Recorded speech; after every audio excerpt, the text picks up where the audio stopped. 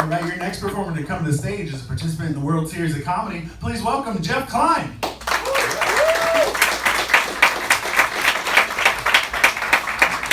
Thank you. All right, so I don't want to get up here and brag, but I have a 2-car garage. Thank you. I gotta be honest, I don't know why we call it a garage though, right? Because like I have a 2-car storage unit at my house is what it's a 2-car landfill if you saw it. I don't know who parks their car in the garage anymore. There's 1% of the population, that's the real 1%ers out there. Screw them, all right? I don't get it. Because I'd love to park my car in the garage. I have a nice car. I'd love to. But that space is reserved for my old yearbooks, apparently. I don't know why. We get into arguments at the house about it. I am married. That does not help the arguments. That actually hurts it. So my husband and I have been together for 10 years, right? And we're cleaning the garage the other day, and he finds a box full of 32, give or take, HDMI cables in there.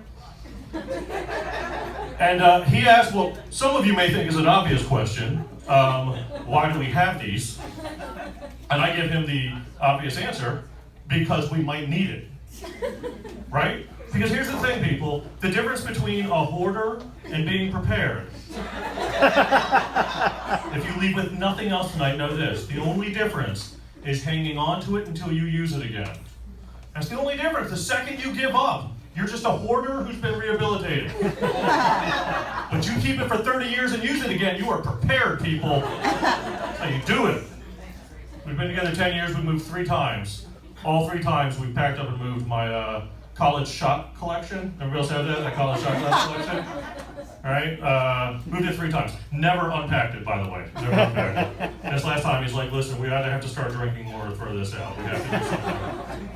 So we drink more. That was our solution too. Let's be honest, some things do make sense. But you know what's bad? Like, we have a couple relationships here, you'll get this. When they start using facts to win an argument, right? Like, that's never good. You know when they use facts, it's bad. When they've Googled something, you know it's a bad idea. So we're in the garage and he finds a VHS tape of Airplane 2, this line. Don't judge my taste, all right? And he points out, I don't know if you know this, I learned this in this argument. He says, Jeff, why do we have this? It's a VHS tape. The last factory making VCRs closed down February 2016. There's not a factory making something to watch this on right now. Why do we have it? And I point out, we've got 3 VCRs in this garage. You give me 20 minutes, I got the cables to hook it up. So as you all can guess, we watched Airplane 2 that night. I slept on the couch because I'm a winner. So that's how you win an argument, people.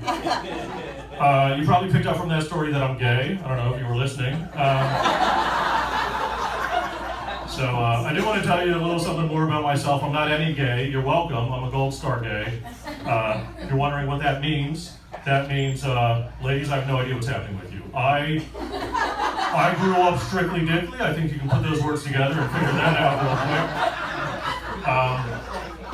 Actually, I've taken it to another level. I didn't. It was a very lazy way of doing it, but I actually am a platinum gay, and you get that by early on, when I'm being born, the doctor said, son, it's time for you to come out of there. And I said, you want me to go where? No, that's not going to happen. You can find me another way out. You can turn this Miata into a convertible, and I'm not going there. And now my mom has cesarean scars and I have a platinum status. So one of us won. I don't know which one. I'm not good at being gay though, so I have that issue. I mean, I'm good at it, don't worry. All right, but I'm not good as in, like, I don't do the stereotypical things. People don't tend to guess me as it. People are surprised when I come out to them. Like I'm a gay spy to them. Like I'm double O homo in that moment to them. So it's weird. But here's something I think we can all agree on, right? Who drinks Coca-Cola? Who loves that Coca-Cola in here, right? You know those people. Real quick, I want to talk about you all real quick, because you have problems. And it's true.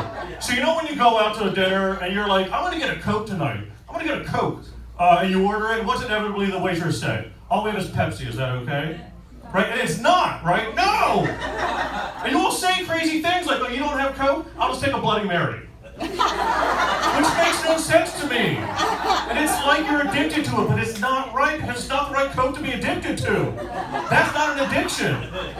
Like, I would understand it if it was different. Like, if you were addicted to coke, that's different. Because, like, you go over to a friend's house for a party and you're like, hey, you got any coke? And they're like, no, all we have is weed, is that okay?